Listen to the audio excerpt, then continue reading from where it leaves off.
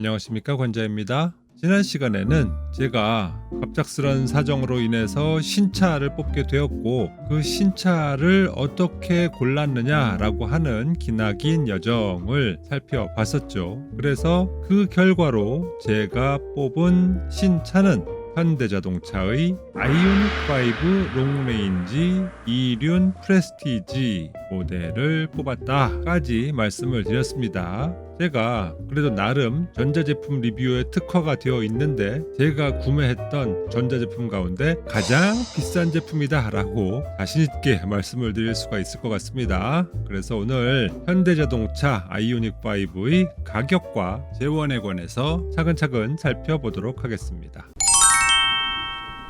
먼저 가격인데요. 사실 전기차가 그리 싼 편이 아니죠. 아니 국가나 지방자치단체에서 왜 보조금을 주겠습니까?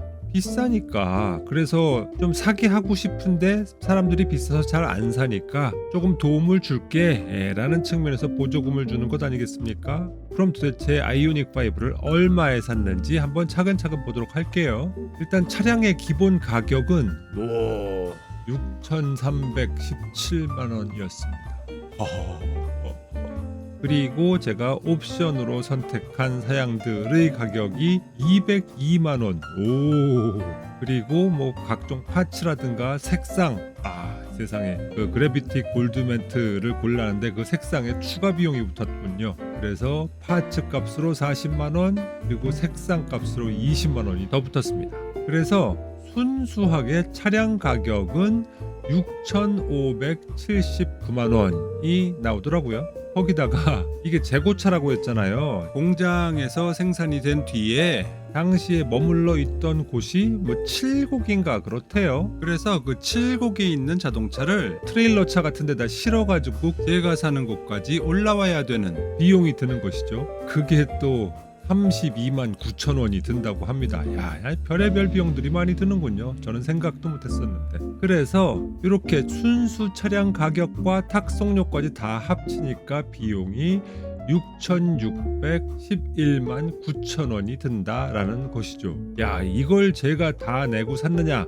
그럴 수 없죠. 그렇게는 못 사죠. 저는 그렇게 형편이 좋은 사람이 아닙니다. 그래서 여기에 이제 할인이 적용이 되어야 되는 것인데 이렇게 할인된 금액이 440만 원이래요.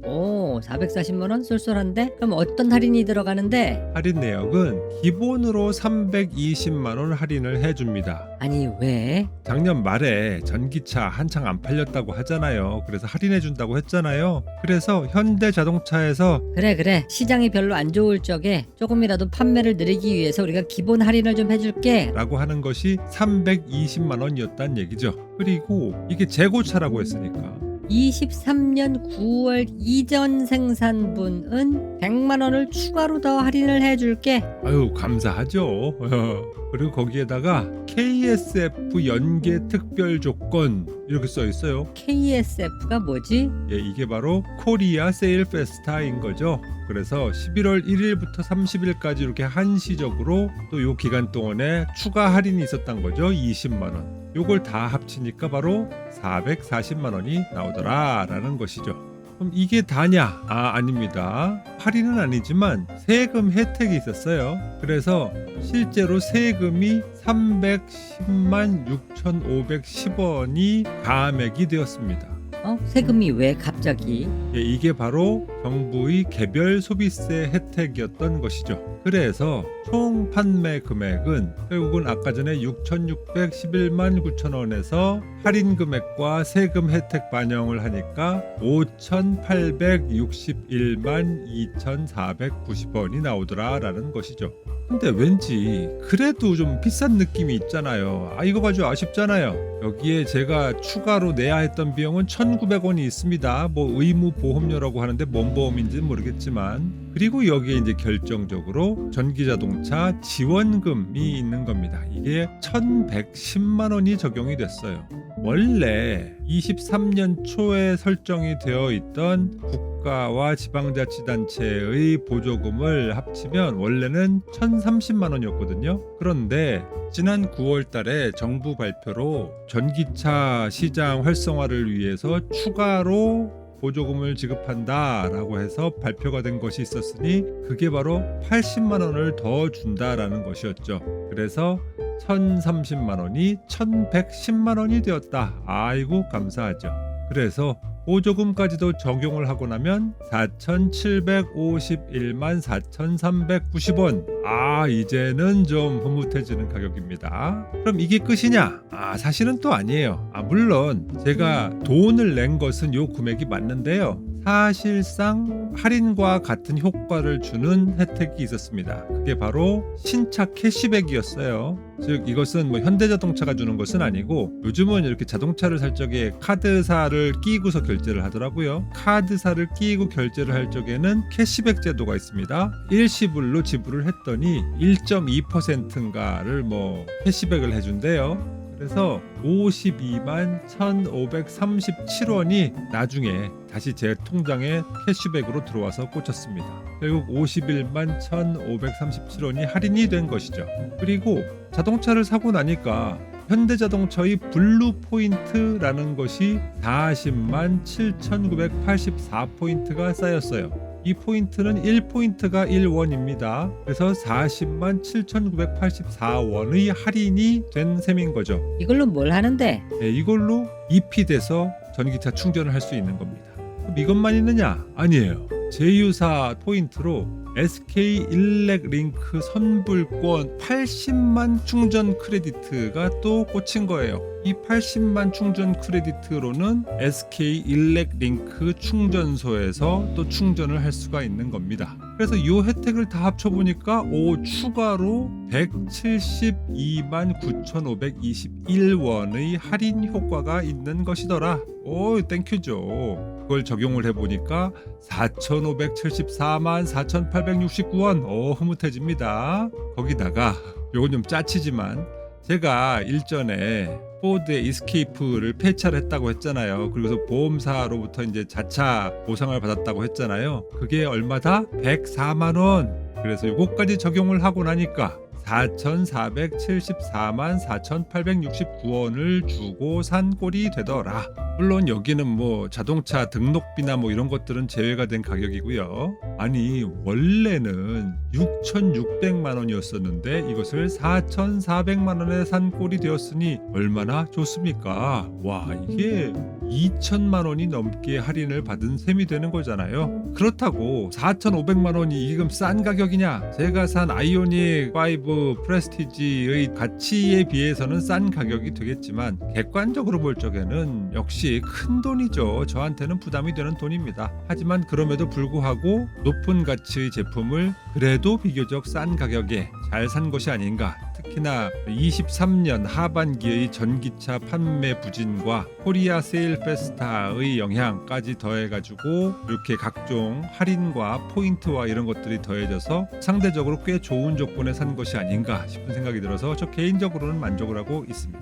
앞으로 이런 조건으로 전기차를 사기는 쉽지 않을 것 같다라는 생각이 들어서 저 나름대로는 좀 흐뭇한 생각을 가지고 있습니다. 자, 그럼 이렇게 구입을 한 아이오닉 5 롱레인지 2륜 프레스티지의 재원을 한번 보죠.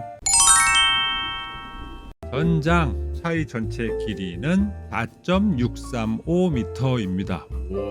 4.6m 길죠. 그리고 전폭 앞에서 봤을 적에 차의 폭은 1.89m입니다. 그리고 전고 차의 높이 1.605m입니다. 높네요. 그리고 휠 베이스는 무려 3m. 와, 휠 베이스가 도대체 3m라니요. 그리고 앞바퀴 사이의 거리는 1.628m, 뒷바퀴 사이의 거리는 1.637m입니다. 자, 이거를 제가 지난번에 소유하고 있었던 포드 이스케이프와 한번 비교를 해보자고요. 어떻습니까?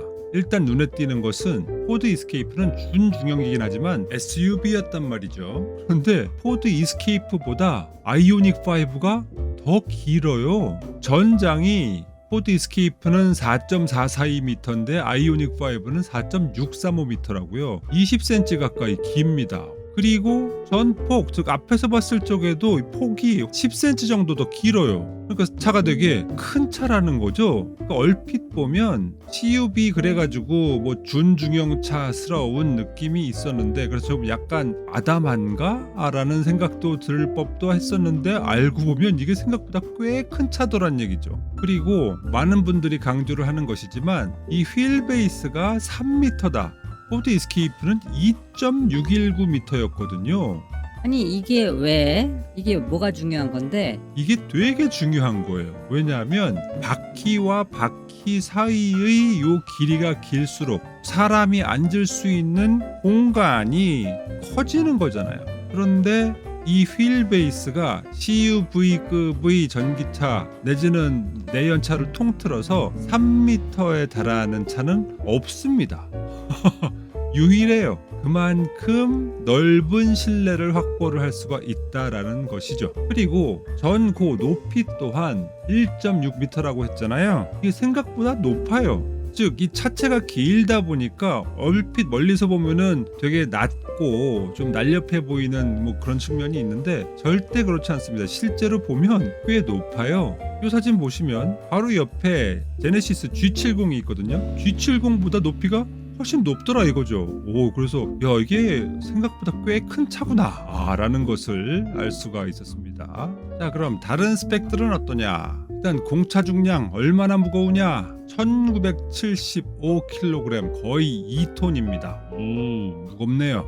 역시 배터리가 많다 보니까 무겁죠. 그리고 구동 방식은 2륜인데요. 후륜 구동 방식입니다. 최고 출력은 168마력이라고 합니다.